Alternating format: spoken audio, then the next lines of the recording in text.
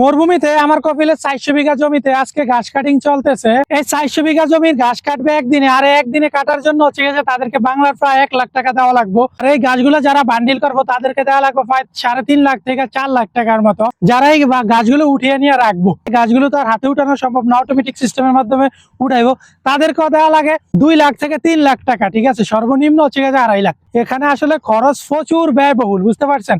Income এরকম, যেরকম খরচ তেমন ইনকাম। দীর্ঘ 1 মাস পানি চালানোর পর আজকে ঘাস কাটিং হচ্ছে। মানে আমরা 20 থেকে 25 দিনের ভিতরে গাছগুলো কাটার চেষ্টা করি, কিন্তু এবারকে একটু লেট হয়ে গেছে।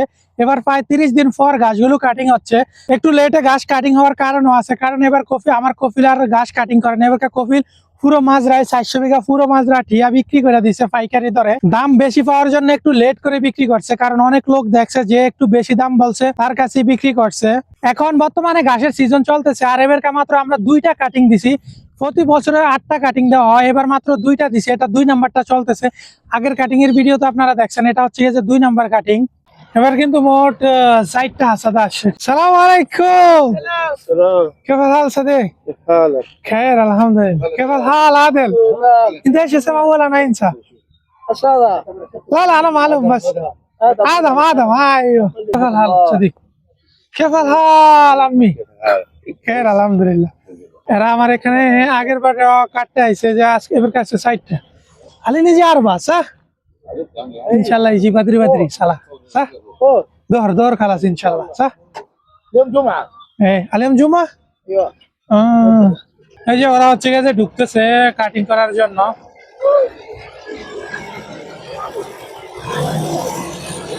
ঠিক আছে, আমার রাস্তা ঠিক আছে। প্রথমে হচ্ছে গিয়ে রাস্তার এই পাশ আর এই পাশ কাইটা নিব, কারণ ওরা তো হচ্ছে যে গোল হয়ে ঘুরবো, তো এদিক দিয়ে ইউটার্ন নিতে ওদের একটু সুবিধা হইব।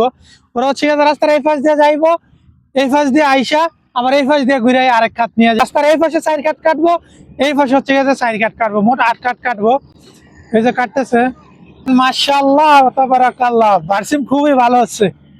ঠিক আছে, এই যে দেখেন 2 কাট কাটলো রাস্তার পাশে।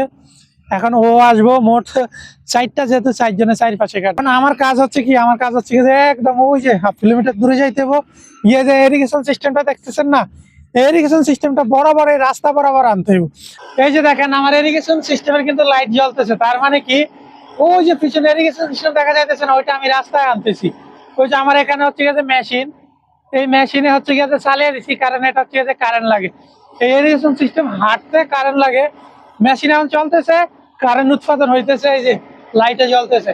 যখন মেশিন চলে তখন কারেন্ট থাকে, মেশিন বন্ধ, কারেন্টও নেই। সব সবুজ দেখা যাচ্ছে, সব ঘাস।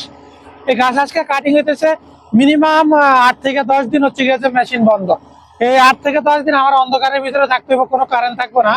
এই যে দেখেন ইরিগেশন সিস্টেমের একদম লাস্ট মাথা। ওরা দেখেন এদিক দিয়ে কতটুকু ঘাস কাটতে লাইছে। ঠিক আছে, বাট এদিক দিয়ে আর ঘাস কাটতে পারতেছে না, যে ইরিগেশন সিস্টেমে মাঝ বরাবর আছে। তো এটা আমি ওই যে রাস্তায় নিতে পারতেছি না, কারণ হচ্ছে যে দেখেন দিনুমো এই মোটর যেটা এটাকে হাঁটা একদম লাস্ট মাথারটা, এটা নষ্ট হয়ে গেছে। এই দেখেন আমি এখন লাগাইছি, এটা লাগাই যে এখন হচ্ছে গিয়ে ইলেকট্রিক কেবল কানেকশন দেওয়া বাকি আছে।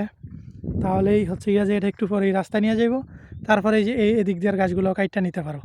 এখন এই যে ওরা হচ্ছে যে ওদিক দিয়ে কাইটটা নিতেছে, বুঝছেন। ওরা ইউটার্ন নিতে পারতেছে না, এটার জন্য ইউটার্ন নিতে পারতেছে না ভালো মতো। এই যে দেখেন সেন্ট্রাল পিভট রাস্তা বরাবর আইসা পারছে। এখন পর্যন্ত আমি টেপও লাগাই না, ঠিক আছে, মোটর পরিবর্তন করছে। আর ওই যে পুরানটা, ওটার ভিতরে সমস্যা আছে, ওইটা ঠিক করতে নিবে কপিল। একটু বেশি আয়া পড়ছে, ঠিক আছে। আমি তো আসলে এত দূরের থেকে ওই 1/2 কিলোমিটার দূরের থেকে এই জায়গা পর্যন্ত দেখা যায় না। এই লাস্ট মাথাটাতে একটু সমস্যা। আমি তো একদম প্রথম ব্রুজ দেখি, ঠিক আছে, ওইটা তো ঠিক আছে সিধা, কিন্তু এই লাস্টে যে 3টা ব্রুজ হচ্ছে গিয়ে যে একটু সামনে গেছে, রাস্তা বরাবর তাও সমস্যা নেই। পরে আবার হচ্ছে গিয়ে যে সিধা রাস্তা বরাবর চালাইলে 10 সেকেন্ড চালাইলে। এখন অনেক গাছগুলোকে এভাবে 4 থেকে 7 দিন পর্যন্ত পালিয়ে রাখা হইব। যতক্ষণ পর্যন্ত এই গাছগুলো না শুকাইবো ততক্ষণ পর্যন্ত এগুলো আর বান্ডিল করবে না। এই গাছগুলো শুকানোর পর পরবর্তীতে বান্ডিল করব। আর বান্ডিল করার ভিডিও কি আপনারা দেখতে চান, অবশ্যই কমেন্ট করতে পারেন। যদিও আমি আগের একটা ভিডিওতে বান্ডিল কিভাবে করে সেটা দেখাইছি। নতুন করে যারা দেখতে চান অবশ্যই কমেন্ট করেন। 1 সপ্তাহ পর কিভাবে বান্ডিল করে ওই ভিডিওটা আমি আপলোড দিব ইনশাল্লাহ।